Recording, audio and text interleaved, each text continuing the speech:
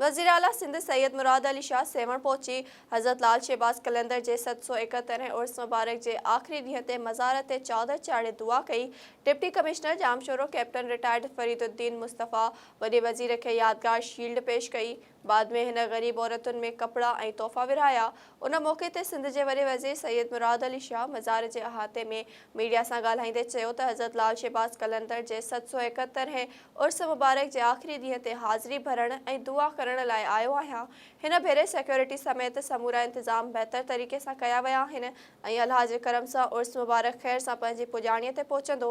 हिक सवाल ते हिन चयो त इलेक्शन खां वधीक अहम मसइलो मर्दमशुमारी आहे जेको हल करण जी ज़रूरत आहे। पीटीआई जे वर्कर ज़िला शाह जो क़त्ल अफ़सोसनाक आहे, पर उन में पीटीआई ऐं पुलिस जो अलॻि-अलॻि मौक़िफ़ साम्हूं आयो आहे। हिन चयो त इमरान ख़ान हुकूमत IMF सां जेके मुआहिदा कया उहे उन तां फिरी विया, उन करे हाणे IMF वारा गैर यकीनीअ जे करे सख़्त शर्तूं रखी रहिया आहिनि।